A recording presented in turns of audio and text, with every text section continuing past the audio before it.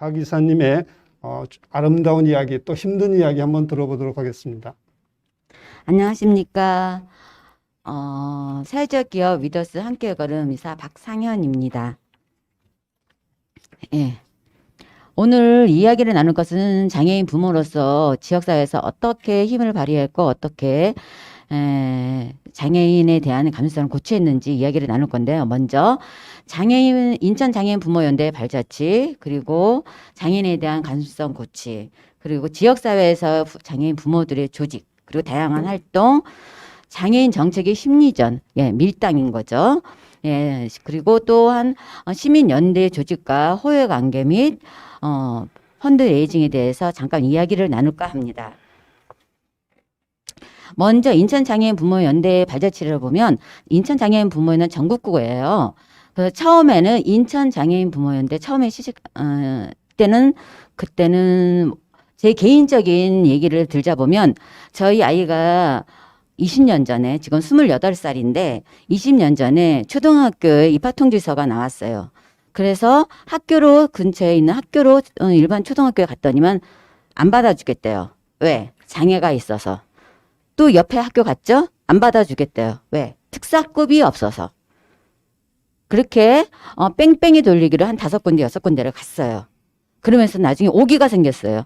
왜 우리 아이가 장애라고 있어서 왜 꼭 특사학교로 가야 돼? 일반 학교에서 있으면 안 돼? 우리 장애인 부모의 가장 큰 소원은 바로 옆집 친구들과 누구야 학교 가자 이러면서 둘이서 손잡고 가는 게 가장 큰 소원인데 이거조차 이 나라에서 지켜주지 않는단 말이야. 그리고 교육에 대한 것은 부모들이 선택할 일이지, 이게 장애라고 인해서 한쪽으로 특수학교로 가라는 것, 이거는 뭔가 좀 문제가 있어 라고 생각을 했죠. 네. 그리고 이제 가슴앓이를 했었는데 어쨌든 꾸역꾸역 일반 학교에 집어넣었어요. 그랬는데 우리 아이가 일반 학급에 들어놨지만 거기 안에서의 또 고립이 되었어요. 그래서 제가 이제 외국 사례를 보았더니 외국에서는 장애인 학생들과 비장애인 학생들 다리 역할을 해주는 도우미 정책이 있더라고요. 그런 선생님이 있더라고요. 근데 우리나라는 없어요. 근데 다행히도 2000년도에 전국에서 인천에서 처음으로 실시한 제도가 있었어요. 도우미 제도가. 예. 그래서 이제 딱 1년 하고 나서 없어졌죠. 근데 너무 그런 거에 대해서 절실했기 때문에 이제 기자님이나 방송국이나 이제 쫓아다니면서 이걸 제도화했으면 좋겠다 그랬더니 한번 모여봐라. 그래서 인천에 있는 부모들이 모였는데 저와 같은 그런 갈증과 절실함이 모인 부모들이 많았다고요. 그전에는 혼자만의 일이라고 생각했는데 이거는 나 혼자만의 일이 아니었구나. 그러면 이것을 우리 그런 조직을 하자. 장애인 부모를 조직을 하자. 그래서 만든 것이 인천 통합 부모회를 설립했습니다. 일반 학교의 특수학급 안에 장애인을 도와줄 도우미 선생님을 제도화하자. 처음에는 이랬습니다. 그래서 이게 점점 커지다 보니까 전국, 우리 인천에서 시작한 건 아닌 거고 각 전국에 이렇게 우리와 똑같은 장애인 부모로서 갈증과 그리고 절실함이 모였던 부모들이 모여서 만든 것이 전국 장애인 부모 연대였습니다. 그래서 인천 지부로 활동하게 되었죠. 그렇다 보면 이제 조직을 만들다 보면 부모들이 지역에 대한 감수성이 높아야 돼. 지역에 대한 그 시민들과 감수성이 높아야 되는데 이걸 어떻게 하냐. 무조건 장애인이라 해서 집안에만 있는 게 아니다. 지역으로 다 내보내자. 특수학교가 아니라 특수학급에 있는 일반 학교에 있는 장애인 아이들을 내보내고 그리고 지역에서 부모들이 이 힘을 조직을 하자. 해서 장애인 부모연대 조직으로 다양한 활동을 했고요. 그다음 이 힘을 조직하려면 첫째로 지역사회에서 살아남아야 돼요. 그러다 보면 지역사회에서 이용할 게 너무 많아요. 복지관도 있겠고, 주민센터도 있겠고, 그 다음에 생활체육관도 있습니다. 근데 장애인이라고, 복지관 외에는 다 안 받아줘요.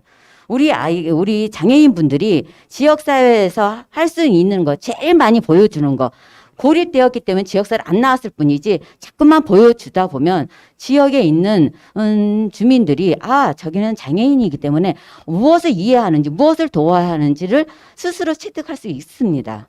그래서 주민센터 안에 그 평생교육실이 있는데 거기에 장애인이 할 수 있는 프로그램을 만들어 보자. 그리고 생활체육 그 지역사회에서 생활체육이 많아요. 근데 그 안에도 우리가 한번 들어가서 보자. 근데 장애인이라고 다 안 받아줬습니다. 이럴 때 밀당을 해야 돼요. 어떤 밀당이냐? 요즘에는 다 선거철이잖아요. 장애인 부모들이 이거 갖고 움직이는 거예요. 그러다 보면 이 선거철만 되면 장애인 부모들을 쫓아다녀요. 정치인들이. 예. 그럴 때 이제 그게 밀당인 거죠. 예. 그리고 또 세 번째로는 시민연대 조직과 호혜관계인데 장애인을 보면 맨날 시위만 해. 맨날 달라고만 해. 이렇게 인식이 되어 있습니다. 그게 아니라 내가 하나를 얻었으면 하나를 주면 됩니다. 지역사회에서. 그리고 펀드레이징인데 이거는 갑자기 까먹었네요. 단어가. 교수님, 펀드레이징이 뭐죠? 재원 확보. 후원이죠. 예. 예, 맞아요. 예. 이 후원이라고 생각하면 금전적으로만 생각합니다. 근데 후원이 금전적인 게 아니거든요. 정신적인 것도 후원이고, 같이 도와주는 것도 후원이고, 같이 어깨를 나란히 하는 것도 후원이고, 같이 나가서 삿대질할 때 같이 함께 사는 것도 삿대질입니다. 예, 특히 정신적인 후원이 커다란 우리 장애인 부모들의 힘이 됩니다. 그렇다 보면 장애인 부모들이 지역사회에서 어떠한 다양한 활동을 하였는지 이제 장애인 부모들은 뭉쳤습니다. 예, 머릿수로 뭉쳤습니다. 이 선거 때는 이게 머릿수가 중요해요. 예. 그래서 그러면 어떻게 멈추냐? 스스로 자립할 수 있게끔 뭐 다양한 활동을 합니다. 등산 활동도 하고 그다음 화창단 이런 거 조직도 하고 그리고 체험 활동 가족들하고 같이 체험 활동도 갑니다. 차를 몇 대씩이나 갑니다. 그래놓고 정치인들 다 불러요. 불러서 우리 이렇게 가니까 이렇게 가니까 이렇게 가니까 후원해 주실 분 후원해 주시고 예, 알아서 하시라고. 그리고 또 그냥 안 합니다. 공부를 합니다. 우리 장애인에게 무엇이 필요하는지 지역사회에서 뭐 어떤 것이 필요한지 공부도 하고 토론회도 합니다. 그리고 아까도 얘기를 했지만 주민센터나 생활 그 체육시설 이렇게 보면 장애인이라고 이렇게 겉붙어내요. 하지만 부모들이 다 밀접한 관계를 맺어서 그 프로그램을 만들 적에 예, 정치인들과 그리고 그 기관장과 서로 예, 하나를 줬으면 하나를 받고 이렇게 무조건 달라는 건 아닙니다.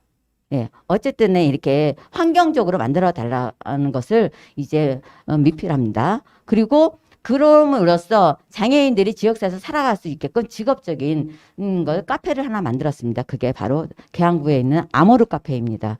여기는 부모들이 스스로 자립해서 장애인 자녀들을 취직을 하고 그 안에서 일자리를 만들어냈습니다. 또 지역사회에서 활동을 많이 합니다. 예, 이제 지역사회에서 행사를 많이 하는데 그럴 때마다 함께 참여를 합니다. 네, 이게 지역사회 주고받고 그리고 펀드레이즈 함께 정신적인 후원을 서로 지지하면서 합니다. 이렇게 지은 장애인 부모들이 아까 좀 전에 선생님이 말씀하신 것처럼 예전에는 장애인분들이 안 나타났어요. 왜? 이런 걸 뭐 안 하니까 사실은. 근데 장애인 부모들이 조직이 커지다 보니까 왜 조직을 왜 키웠을까요? 내가 없는 내 장애인 부모들이 없는 장애인 아이들만 두고 가는 세상은 사회가 보호해야 합니다. 근데 그런 사회를 만들기 위해서는 일단은 법을 만들어야 되는데 한 목소리를 내기 위해서는 이렇게 지역에서 활동을 많이 해야 된다고 생각합니다. 우리 인생에 있어서 출발점이 다릅니다. 처음에 멀리 가기 위해서 공평하게 이렇게 출발점을 했는데 사실은 인생은 짧다면 짧고 길다면 길습니다. 근데 우리가 행복을 누리는 것은 그 마지막 결승전에 함께 가는 것입니다. 예, 1등도 없고 2등도 없고 그냥 누구나 그냥 있는 그대로 봐주는 거. 그게 지역 공동체의 목이라고 생각합니다. 감사합니다.